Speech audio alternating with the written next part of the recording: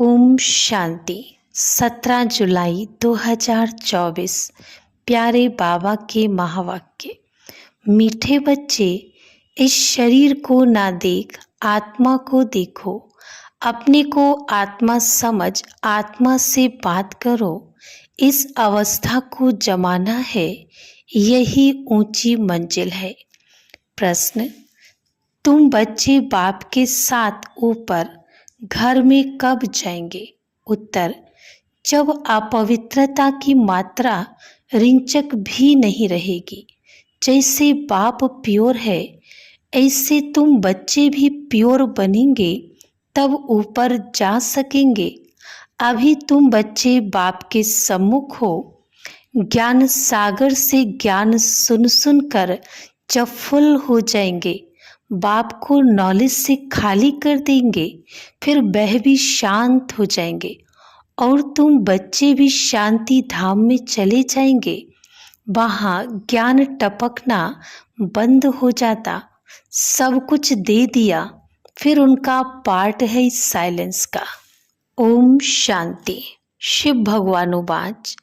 जब शिव भगवानुवाच कहा जाता है तो समझ जाना चाहिए, एक शिव ही भगवान व परम पिता है। उनको ही तुम बच्चे व आत्मा याद करती हो। परिचय तो मिला है रचता बाप से, यह तो जरूर है नंबरवार।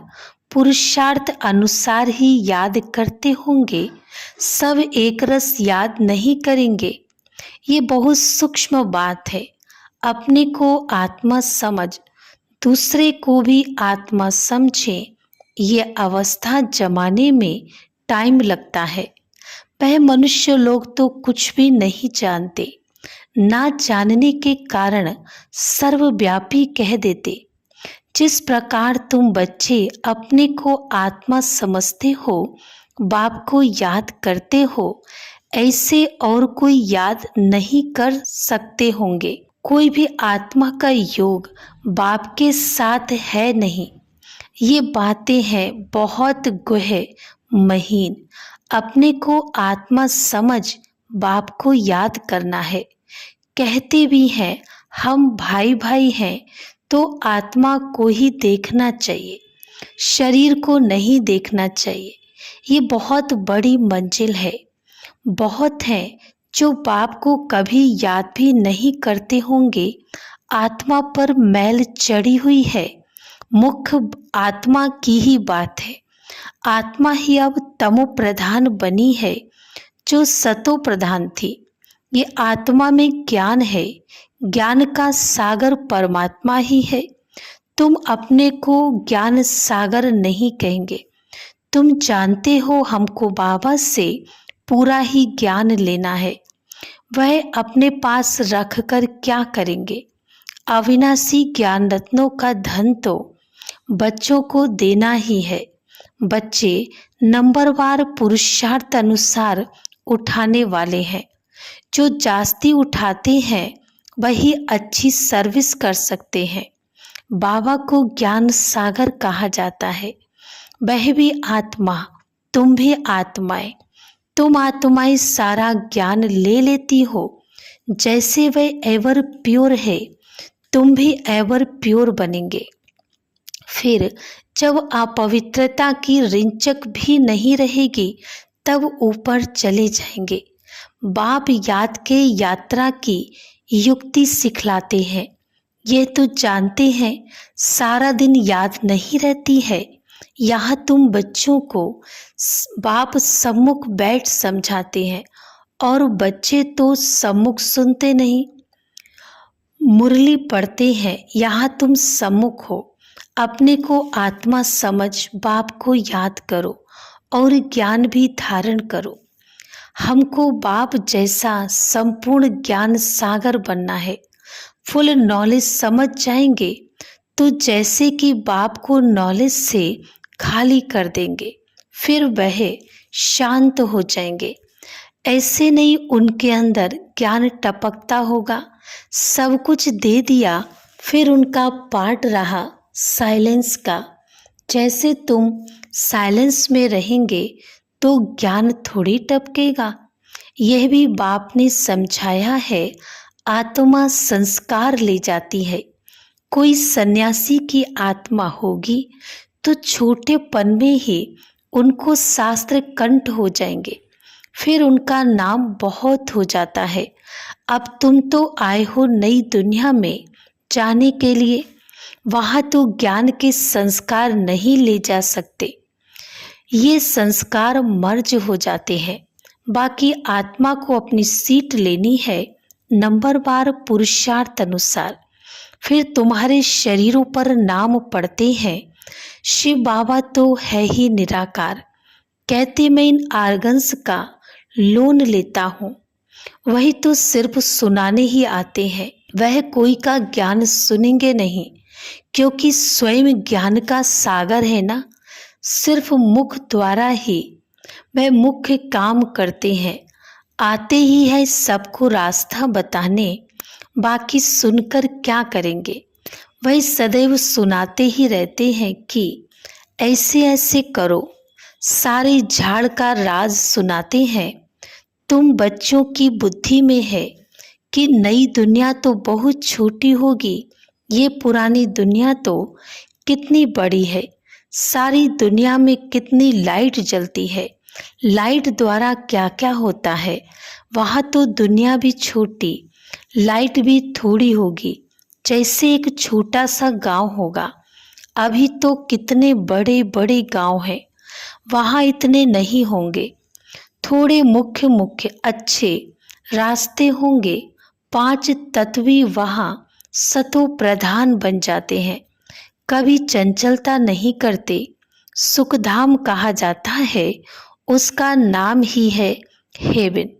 आगे चलकर तुम जितना नज़दीक आते रहेंगे उतना वृद्धि को पाते रहेंगे। बाप भी साक्षात्कार कराते रहेंगे। फिर उस समय लड़ाई में भी लश्कर की अथवा एरोप्लेन आदि की दरकार नहीं रहेगी। वह तो कहते हम यहाँ बैठे सबको खत्म कर सकते हैं। फिर ये एरोप्लेन आदि थोड़े ही काम में आएंगे। फिर ये चंद्रमा आदि में प्लांट आदि देखने भी नहीं जाएंगे। ये सब फालतू साइंस का घमंड है। कितना शो कर रहे हैं। ज्ञान में कितनी साइलेंस है। इसको ईश्वरीय दात देन कहते हैं। साइंस में तो हंगामा ही हंगामा है। वे शांति को जानते ही नहीं। तुम समझते हो विश्व में शांति तो नई दुनिया में थी, वह है सुखधाम। अभी तो दुख अशांति है। ये भी समझाना है तुम शांति चाहते हो, कभी अशांति हो ही नहीं। वह तो है शांति धाम और सुखधाम में। स्वर्ग तो सब चाहते हैं। भारतवासी ही बैकुंठ स्वर्ग को याद करते हैं और धर्म वाले बैकुंठ को याद नहीं करते। वही सिर्फ शांति को याद करेंगे। सुख को तो याद कर ना सके, ला नहीं कहता। सुख को तो तुम ही याद करते हो, इसलिए पुकारते हो हमें दुख से लिबरेट करो। आत्माएं असुल शांति धाम में रहने वाली हैं। ये भी कोई जानते थोड़ी हैं। बाप समझाते हैं तुम बेसमझ थे, कब से बेसमझ बने। 16 कला से 12-14 कला बनते जाते, माना बेसमझ बनते जाते। अभी कोई कला नहीं रही है। कॉन्फ्रेंस करते रहते हैं, स्त्रियों को दुख क्यों है। अरे दुख तो सारी दुनिया में है, अथाह दुख है। अब विश्व में शांति कैसे हो। अब तो ढेर के ढेर धर्म है। सारे विश्व में शांति तो अब हो न सके। सुख को तो जानते ही नहीं। तुम बच्चियां बैठ समझाएंगी। इस दुनिया में अनेक प्रकार के दुख हैं। अशांति है, जहाँ से हम आत्माएं आई हैं वह है शांति धाम। और जहाँ ये आदि सनातन देवी देवता धर्म था वह था सुख धाम। आदि सनातन हिंदू धर्म नहीं कहेंगे, आदि माना प्राचीन। वह तो सतयुग में था। उस समय सब पवित्र थे। वह है ही निर्विकारी दुनिया, विकार का नाम नहीं। फर्क है ना। पहले पहले तो निर्विकारी पना चाहिए ना। इसलिए बाप कहते हैं, मीठे मीठे बच्चों, काम पर जीत पहनो, अपने को आत्मा समझो। अभी आत्मा अपवित्र है, आत्मा में खाद पड़ी है, तब जेवर भी ऐसे बने हैं। आत्मा पवित्र तो जेवर भी पवित्र होगा। उनको ही वाइसलेस वर्ड कहा जाता है। बड़ का मिसाल भी तुम दे सकते हो। सारा झाड़ खड़ा है, फाउंडेशन है नहीं। ये आदि सनातन देवी देवता धर्म है नहीं, और सब खड़े हैं, सब अपवित्र हैं। इनको कहा जाता है मनुष्य, वह है देवताएं। मैं मनुष्य को देवता बनाने आया हूँ। 84 जन्म भी मनुष्य लेते हैं। सीढ़ी दिखानी है कि तमो प्रधान बनते हैं तो हिंदू कह देते हैं, देवता कह ना सके क्योंकि पतित है। ड्रामा में ये राज है ना, नहीं तो हिंदू धर्म कोई है नहीं। आदि सनातन हम ही देवी देवता थे। भारत ही पवित्र था, अब अपवित्र है तो अपने को हिंदू कहलाते हैं। हिंदू धर्म तो कोई ने स्थापन किया नहीं है। ये बच्चों को अच्छी रीति धारण कर समझाना है। आजकल तो इतना टाइम भी नहीं देते हैं। कम से कम आधा घंटा दें, तब पॉइंट सुनाई जाए। पॉइंट तो ढेर हैं, फिर उनसे मुख्य मुख्य सुनाई जाती है। पढ़ाई में भी जैसे जैसे पढ़ते जाते हैं तो फिर हल्की पढ़ाई अलफ बे आदि थोड़ी याद रहती है, वह भूल जाती है। तुमको भी कहेंगे अभी तुम्हारा ज्ञान बदल गया है। अरे पढ़ाई में ऊपर चढ़ते जाते हैं तो पहली पढ़ाई भूलती जाती है ना। बाप भी हमको नित्य नई नई बातें सुनाते हैं। पहले हल्की पढ़ाई थी, अब बाप गोहे गोहे बातें सुनाते रहते हैं। ज्ञान का सागर है ना। सुनाते सुनाते फिर पिछाड़ी में 2 अक्षर कह देते, अलफ को समझा तो भी काफी है। अलफ को जानने से बे को जान ही लेंगे। इतना सिर्फ समझाओ तो भी ठीक है। जो जास्ती ज्ञान नहीं धारण कर सकते वह ऊंच पद भी पा नहीं सकते, पास विद ऑनर हो न सके, कर्मातीत अवस्था को पा न सके। इसमें बड़ी मेहनत चाहिए। याद की भी मेहनत है, ज्ञान धारण करने की भी मेहनत है। दोनों में सब होशियार हो जाएं, सो भी तो हो न सके। राजधानी स्थापन हो रही है, सब नर से नारायण कैसे बनेंगे। इस गीता पाठशाला की एम ऑब्जेक्ट तो ये है। वही गीता ज्ञान है, वह भी कौन देते हैं, ये तो सिवाय तुम्हारे कोई जानते ही नहीं। अभी है कब्रिस्तान, फिर परिस्तान होने का है।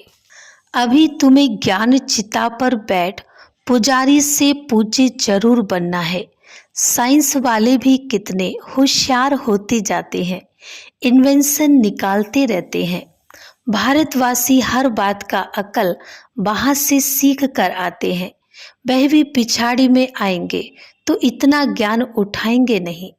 फिर वहां भी आकर यही इंजीनियरिंग आदि का काम करेंगे। राजा रानी तो बन न सके, राजा रानी के आगे सर्विस में रहेंगे। ऐसी इन्वेंशन निकालते रहेंगे। राजा रानी बनते ही हैं सुख के लिए, वहां तो सब सुख मिल जाने हैं। तो बच्चों को पुरुषार्थ पूरा करना चाहिए। फुल पास होकर कर्मातीत अवस्था को पाना है। जल्दी जाने का ख्याल नहीं आना चाहिए। अभी तुम हो ईश्वरीय संतान, बाप पढ़ा रहे हैं। ये मिशन है मनुष्यों को चेंज करने की, जैसे बौद्धियों की क्रिश्चियन की मिशन होती है ना। कृष्ण और क्रिश्चियन की भी रास मिलती है। उन्हों के लेन देन का भी बहुत कनेक्शन है। जो इतनी मदद करते हैं उनकी भाषा आदि छोड़ देना ये भी एक इंसल्ट है। वह तो आते ही पीछे हैं, ना बहुत सुख ना बहुत दुख उठाते। सारी इन्वेंशन भी लोग निकालते हैं, यहाँ भल कोशिश करते हैं, परंतु एक्यूरेट कभी बना नहीं सकेंगे। विलायत की भी चीज़ अच्छी होती है, ऑनेस्टी से बनाते हैं। यहाँ तो डिसऑनेस्टी से बनाते, अतः दुख है। सबके दुख दूर करने वाला एक बाप के सिवाय और कोई मनुष्य हो न सके। भल कितनी भी कॉन्फ्रेंस करते हैं, विश्व में शांति हो, धक्का खाते रहते हैं। सिर्फ माताओं के दुख की बात नहीं, यहाँ तो अनेक प्रकार के दुख है। सारी दुनिया में झगड़े मारा मारी की ही बात है। पाई पैसे की बात पर मारा मारी कर देते हैं, वहाँ तो दुख की बात ही नहीं होती। ये भी हिसाब निकालना चाहिए। लड़ाई कभी भी शुरू हो सकती है। भारत में रावण जब से आता है तो पहले पहले घर में लड़ाई शुरू होती है, जुदा जुदा हो जाते हैं, आपस में लड़ मरते हैं, फिर बाहर वाले आते हैं। पहले ब्रिटिश थोड़े ही थे, फिर वह आकर बीच में रिश्वत आदि देकर अपना राज्य कर लेते हैं। कितना रात दिन का फर्क है, नया कोई भी समझ ना सके। नई नॉलेज है ना, जो फिर प्रायः लोप हो जाती है। बाप नॉलेज देते हैं, फिर वह गुम हो जाती है। ये एक ही पढ़ाई एक ही बार एक ही बाप से मिलती है। आगे चल तुम सबको साक्षात्कार होते रहेंगे, फिर तुम ये बनेंगे, परंतु उस समय कर ही क्या सकेंगे, उन्नति को पा नहीं सकेंगे। रिजल्ट निकल चुकी, फिर ट्रांसफर होने की बात हो जाएगी, फिर रोएंगे पीटेंगे, हम बदली हो जाएंगे नई दुनिया के लिए। तुम मेहनत करते हो, जल्दी चारों तरफ आवाज़ निकल जाए, फिर आप ही सेंटर्स पर भागते रहेंगे, परंतु जितना देरी होती जाएगी टू लेट होते रहेंगे। फिर कुछ जमा नहीं होगा, पैसे की दरकार नहीं रहेगी। तुमको समझाने के लिए ये बैज ही काफ़ी है। ये ब्रह्मा सो विष्णु, विष्णु सो ब्रह्मा, ये बैज ऐसा है जो सब शास्त्रों का तंत्र सारा सार इसमें है। बाबा बैज की बहुत महिमा करते हैं। वह समय आएगा जो ये तुम्हारे बैज सब नैनों पर रखते रहेंगे। मन मना भव इसमें है, मुझे याद करो तो ये बनेंगे। फिर यही 84 जन्म लेते हैं। पुनर्जन्म ना लेने वाला एक ही बाप है। अच्छा, मीठे मीठे सिकिला दे बच्चों प्रति माता पिता बाप दादा का याद प्यार और गुड मॉर्निंग। रूहानी बाप की रूहानी बच्चों को नमस्ते। हम रूहानी बच्चों के रूहानी बाप दादा को याद प्यार, गुड मॉर्निंग और नमस्ते। धारणा के लिए मुख्य सार नंबर 1, याद की मेहनत और ज्ञान की धारणा से कर्मातीत अवस्था को पाने का पुरुषार्थ करना है। ज्ञान सागर की संपूर्ण नॉलेज स्वयं में धारण करनी है। नंबर 2, आत्मा में जो खाद पड़ी है उसे निकाल संपूर्ण वाइसलेस बनना है। रिंचक मात्र भी अपवित्रता का अंश न रहे। हम आत्मा भाई भाई हैं, ये अभ्यास करना है। वरदान, समय और संकल्प रूपी खजाने पर अटेंशन दे। जमा का खाता बढ़ाने वाले पद्मा पदम पति भव। स्पष्टीकरण, वैसे खजाने तो बहुत हैं, लेकिन समय और संकल्प विशेष इन 2 खजानों पर अटेंशन दो।